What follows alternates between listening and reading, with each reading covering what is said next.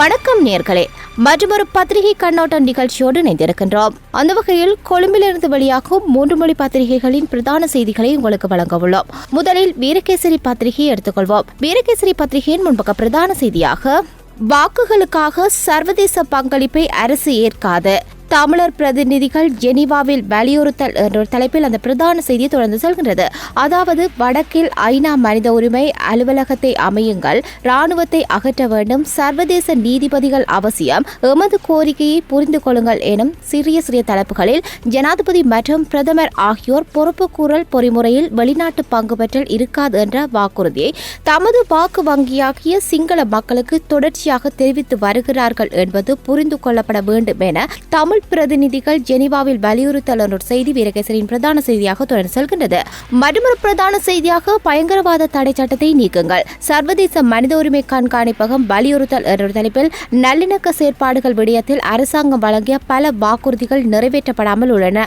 பயங்கரவாத தடை சட்டம் நீக்கப்பட வேண்டும், அதற்கு பதிலாக சர்வதேச தரத்துடன் கூடிய சட்டம் வர வேண்டும், பயங்கரவாத தடை சட்டத்தின் கீழ் தடுத்து வைக்கப்பட்டுள்ளவர்கள் விடுவிக்கப்பட வேண்டும் என சர்வதேச மனித உரிமை கண்காணிப்பகம் தெரிவித்துள்ளதான செய்தி மற்றொரு பிரதான செய்தியாக வீரகேசரி பத்திரிகை தாங்கி வந்துள்ளது. கட்டமிடப்பட்ட செய்தியாக, குற்றச்சாட்டு நிரூபிக்கப்படாமல் பதவி நீக்கம் செய்ய முடியாது, அர்ஜுன மகேந்திரனுக்கு எதிராக குற்றச்சாட்டுகள் எதுவும் நிரூபிக்கப்படாததன் காரணத்தினால் அவரை பதவியிலிருந்து நீக்க முடியாது என்று பிரதமர் ரணில் விக்ரமசிங்க தெரிவித்துள்ளதான செய்தி கட்டமிடப்பட்ட செய்தியாக தொடர்ந்து செல்கின்றது.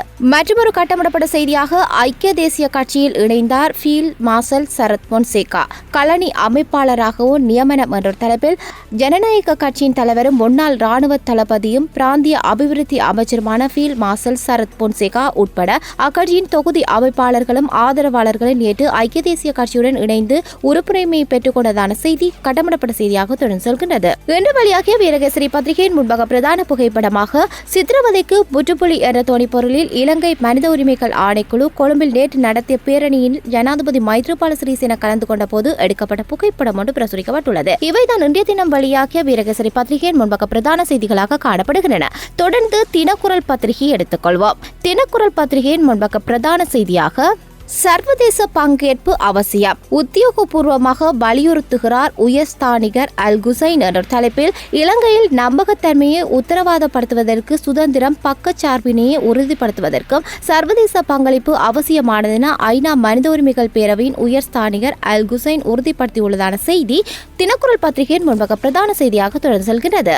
மற்றொரு பிரதான செய்தியாக, முக்கியமான உறுதிமொழிகளை நிறைவேற்ற தவறிவிட்டது இலங்கை, மனித உரிமைகள் கண்காணிப்பகம் என்ற தலைப்பில் ஐநா மனித உரிமைகள் பேரவைக்கு அளித்திருந்த முக்கியமான உறுதிமொழிகளில் சிலவற்றை நிறைவேற்றுவதற்கு இலங்கை தவறிவிட்டதாக பேரவைக்கு நேற்று வெள்ளிக்கிழமை தெரிவிக்கப்பட்டுள்ளதான செய்தி மற்றொரு பிரதான செய்தியாக தினக்குரல் பத்திரிகையில் தாங்கி வந்துள்ளது. கட்டமிடப்பட்ட செய்தியாக, வடக்கில் செய்யும் அபிவிருத்திகள் குறித்து மத்திய அரசு எம்முடன் பேச வேண்டும், முதலமைச்சர் தெரிவிப்பு என்ற தலைப்பில் மத்திய அரசாங்கம் வடக்கில் மேற்கொள்ளும் அபிவிருத்தி வேலைகளை வடமாகாண சபையுடன் பேசியே செய்ய வேண்டும், ஆனால் அவர்கள் அவ்வாறு செய்வதில்லை என வடமாகாண முதலமைச்சர் சி வி விக்னேஸ்வரன் தெரிவித்துள்ளதான செய்தி கட்டமிடப்பட்ட செய்தியாக தொடர்ந்து செல்கின்றது. மற்றொரு கட்டமிடப்பட்ட செய்தியாக, அளுத்கம சம்பவத்தின் பின்னணியில் இருந்த சூத்திரதாரிகள் யார் என்பது விரைவில் தெரியும், மஹிந்த ராஜபக்ச என்ற தலைப்பில் அளுத்கம சம்பவத்துக்கு பின்னணியில் இருந்தவர்கள் யார், உண்மையான சூத்திரதாரிகள் யார், சதித்திட்டங்களை வகுத்தவர்கள் யார் என்பதை முஸ்லிம்கள் இன்னும் கொஞ்ச நாட்களில் தெளிவாக புரிந்து கொள்வார்கள் என்று முன்னாள் ஜனாதிபதி மஹிந்த ராஜபக்ச தெரிவித்துள்ளதான செய்தி கட்டமிடப்பட்ட செய்தியாக தொடர்ந்து செல்கின்றது.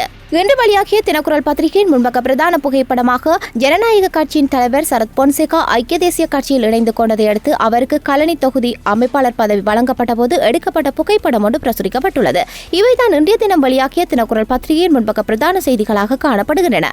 தொடர்ந்து சுடரொளி பத்திரிகை எடுத்துக்கொள்வோம். சுடரொளி பத்திரிகையின் முன்பக்க பிரதான செய்தியாக, கூட்டமைப்பின் நிதானமே வெற்றிக்கு காரணம், ஜெனீவா அமர்வு குறித்து சம்பந்தன் கருத்து செய்தி கட்டமிடப்பட்ட செய்தியாக சுடரொளி பத்திரிகையின் பிரதான செய்தியாக தொடர்ந்து செல்கின்றது.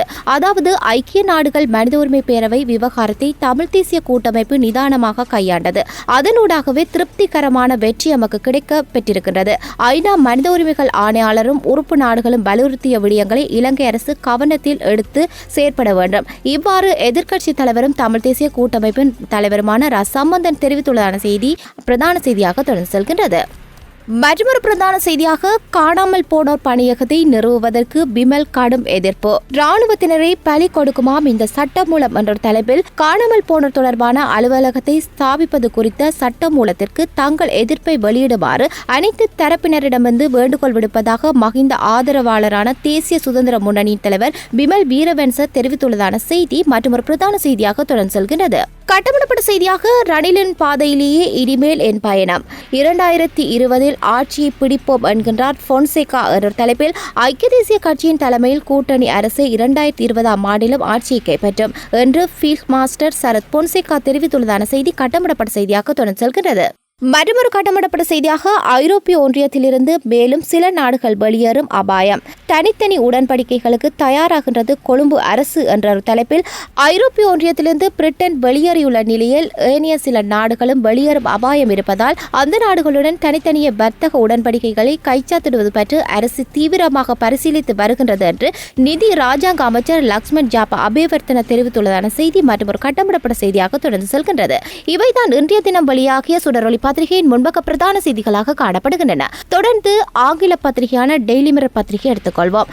டெய்லி மிரர் பத்திரிகையின் முன்பக்க பிரதான செய்தியாக மத்திய வங்கி ஆளுநர் அர்ஜுன மகேந்திரனை பாதுகாக்க எந்த தேவையும் இல்லை என்ற குற்றச்சாட்டு குறித்து அரசாங்கம் விசாரணை மேற்கொள்ளும் என பிரதமர் ரணில் விக்ரமசிங்க தெரிவித்துள்ளதான செய்தி முன்பக்க பிரதான செய்தியாக டெய்லி மிரர் பத்திரிகை தாங்கி வந்துள்ளது.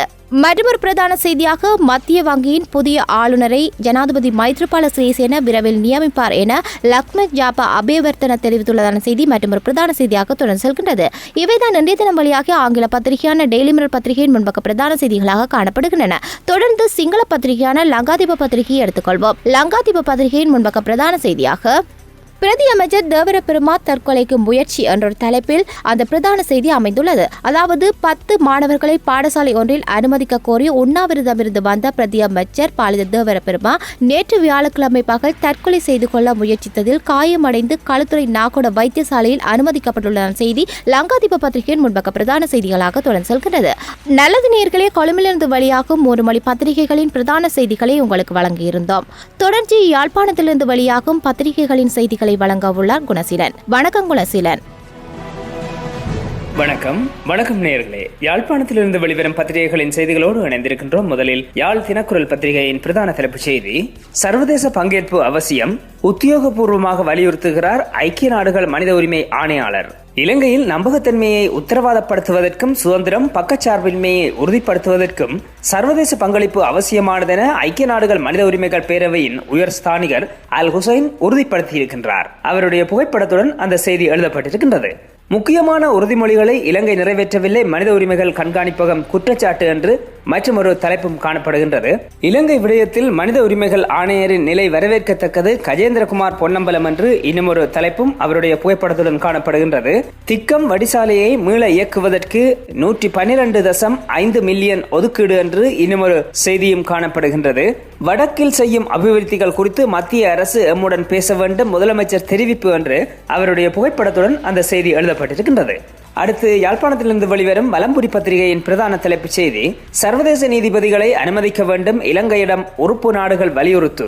ஜெனீவா மனித உரிமைகள் பேரவையில் இலங்கை தொடர்பான விவாதத்தில் கலந்து கொண்டு உரையாற்றிய சர்வதேச நாடுகள் மற்றும் சர்வதேச மனித உரிமைகள் அமைப்புகள் அனைத்தும் இலங்கையின் போர்க்குற்றங்கள் தொடர்பான உள்ளக விசாரணை பொறிமுறையில் சர்வதேச நீதிபதிகள் பங்களிப்பு மிகவும் கட்டாயமாக இடம்பெற வேண்டும் என வலியுறுத்தியுள்ளன. இவ்வாறு புகைப்படத்துடன் அந்த செய்தி எழுதப்பட்டிருக்கின்றது. 4 ஆர்பிஜி செல்கள் மீட்பு என்று இன்னும் செய்தியும் காணப்படுகின்றது. அதிலே மீட்கப்பட்ட ஆர்பிஜி செல்களின் புகைப்படங்கள் பிரசுரிக்கப்பட்டிருக்கின்றது. முல்லைத்தீவு சுண்டிக்குளம் காட்டுப்பகுதியில் ஆர்பிஜி செல்கள் இருப்பதை அவதானித்த விறகு வெட்ட சென்றவர்கள் அது தொடர்பில் தர்மபுரம் போலீசாருக்கு வழங்கப்பட்ட தகவலுக்கு அமைய நேற்று காலை தேடுதல் நடவடிக்கை ஒன்றை மேற்கொண்டிருந்தனர். குறித்த காட்டுப்பகுதியில் விடுதலை புலிகளால் பாவிக்கப்பட்டதாக கூறப்படும் பதுங்கு அரணுக்கு அருகில் 4 ஆர்பிஜி ரக செல்கள் இருப்பதனை அவதானித்த போலீசார் குறித்த பகுதியில் போலீஸ் பாதுகாப்பு வழங்கியுள்ளனர். அத்துடன் மேற்படி குறித்த ஆர்பிஜி ரக செல்களை மீட்டு செயலிழக்க செய்வதற்கும் கிளிநொச்சி நீதவான் நீதிமன்றின் அனுமதி தேவைப்படுவதால் கிளிநொச்சி நீதவானின் அனுமதிக்காக காத்திருப்பதாக தர்மபுரம் போலீஸ் வட்டார தகவல்கள் தெரிவிக்கின்றன என்று அந்த செய்தி எழுதப்பட்டிருக்கின்றது. அடுத்து உதயன் பத்திரிகையின் பிரதான தலைப்புச் செய்தி, இராணுவத்தை காவு கொடுக்கவே காணாமல் போனோர் அலுவலகம். போர்க்கொடி தூக்கியது மஹிந்த அணி. நாடாளுமன்றில் சட்ட வரைவு தோற்கடிக்கப்படுமாம். நாட்டுக்கு சுதந்திரத்தை பெற்றுக் கொடுத்த இராணுவத்தினரை காவு கொடுக்கும் ஒரு செயற்பாடே காணாமல் போனோர் தொடர்பான அலுவலகத்தை நிறுவும் நடவடிக்கை. எனவே இதனை அனைத்து தரப்பினரும் எதிர்க்க வேண்டும். இதற்கான சட்ட வரைவை நாடாளுமன்றத்தில் தோற்கடிக்க வேண்டும். இவ்வாறு போர்க்கொடி தூக்கியுள்ளது மஹிந்த ஆதரவு கூட்டு எதிரணி. வெளிநாட்டு நீதிபதிகளை உள்ளடக்குவது கட்டாயம், பன்னாட்டு பிரதிநிதிகள் திட்டவட்டம் என்று இன்னும் ஒரு கட்டமிடப்பட்ட செய்தியும் எழுதப்பட்டிருக்கின்றது. இவை யாழ்ப்பாணத்திலிருந்து வெளிவந்த பத்திரிகைகளின் செய்திகள். நல்லது நேயர்களே, மற்றும் ஒரு பத்திரிகை பார்வையில் சந்திக்கும் வரை நன்றி கூறி விடைபெறுகின்றோம். நன்றி, வணக்கம்.